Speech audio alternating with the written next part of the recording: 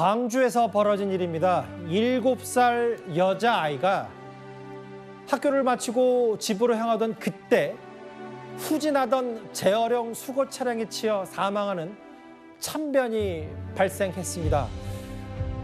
CCTV 영상을 보고 있는데 저희가 일단 CCTV 영상 보기 전에 저 해당 자리예요. 허주연 변호사님. 저 7살 아이를 추모하기 위해서 과자, 초코우유, 음료수. 참 마음이 무겁더라고요. 네, 저도 너무나 가슴이 아픕니다. 7살 배기 어린아이였습니다. 대낮에 학교에서 돌아오는 길에 그 누구보다도 익숙한 매일 걸어 다녔을 아파트 단지 안에 그것도 인도 위에서 순식간에 아이가 이렇게 희생될 거라고는 누가 생각을 했겠습니까? 그렇기 때문에 마을 이 아파트 주민들도 이게 남일 같지 않으니까 저렇게 아이를 추모하면서 초코우유나 과자 같은 것들을 두고 또 아이들 데리고 와서 함께 울기도 하는 모습도 보이고 그야말로 온 아파트 단지가 슬픔에 휩싸여 있는 그런 분위기라고 합니다. 얼마든지 막을 수 있는 인재고 막을 수 있는 사고였다는 생각이 드는 게요. 예. 이 후진 차량이 그러니까 쓰레기 재활용 수거 차량인데요. 후진을 하면서 아파트 단지에 들어온 지 채 1분도 되지 않아서 후진을 했는데 비상 깜빡이도 켜지 않고 이 규정에 따르면 후방 이 카메라를 활용을 하도록 되어 있는데 백미러만 보면서 만연하게 후진을 하다가 이런 참변이 벌어졌다고 합니다. 그러니까 운전자가 조금만 더 주의를 기울였더라면 충분히 막을 수 있는 사고였던 거죠. 게다가 지금 이 후방 카메라를 보지 않는다고 하면 이 학생은 이 체구가 작기 때문에 이 5톤 트럭에서 이 시야 사각지대에 놓일 수밖에 없거든요. 막을 수 있는 사고 예견된 인재였다는 생각이 듭니다. 참 되짚어보면 되짚어볼수록 정말 안타까운 사건이었는데 목격자와 유가족의 목소리를 한번 이어서 들어보겠습니다. 원래 후진 소리가 나잖아요. 소리가 뭐 이게 애기가 비명이라든지 뭐 이런 게 있었을 거 아니에요. 후진할 때는 분명히 직원들 2명 타고 있을 거예요. 3명 이상 타잖아요. 그럼 2명 내려서 후진 봐야지. 당연히 그 2인 1조로 운행을 해야 되는 그 규정이 있어요.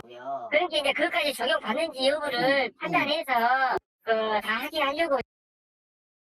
명백한 운전자 과실이죠. 그러니까 후방 카메라 대신 사이드 미러만 봤다라고 했고 경고음도 안 울렸고 그러니까 당연히 비상등록 켜지 않았고요. 그런데 이게 규정이 있다면서요? 같이 다니는 규정이에요? 그렇습니다. 폐기물 관리법과 동법 시행 규칙에 보면요.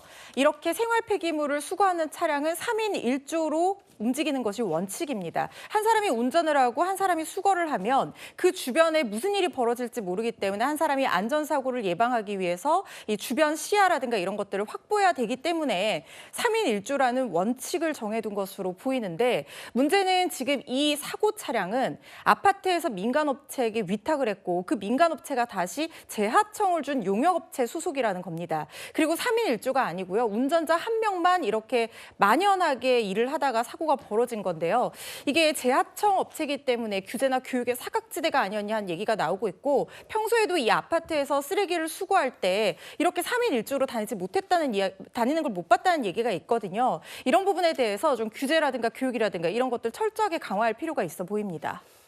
참 안타까운 사건이 발생한 얘기 추모 열기까지 하나하나 만나봤습니다. 지금까지 들은 여러분들의 목소리를 만나볼 차례죠. 첫 번째 댓글입니다.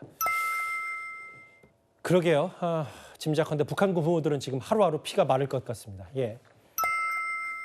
전쟁 중에 한국 공부까지 해야 할 줄 알았겠나. 우크라이나나 뭐 러시아군이나 다 마찬가지였을 겁니다. 예. 아닐 거라고 했는데 대통령 육성까지 나오네. 아까 저도 잠깐 짚어봤지만 대통령실이 이제라도 뭔가 전수조사를 해서 실제로 어디부터 어디까지가 정말 진위 여부를 좀 먼저 선제적으로 대통령실이 대응할 필요는 있어 보이는데요. 일단 알겠습니다. 왜 이상한 사람들에게 휘말려서 국민을 부끄럽게 만들어요? 아마 대통령 육성 공개된 그 말씀하신 것 같고요. 마지막 보겠습니다. 이 녹음 파일로 어쨌든 오빠 논란은 끝이다. 그 오빠가 정말 윤 대통령인지 친오빠인지 글쎄 뭐 끝인 듯 끝이 아닌 것 같기도 하고요. 댓글 5개 모두 감사드립니다.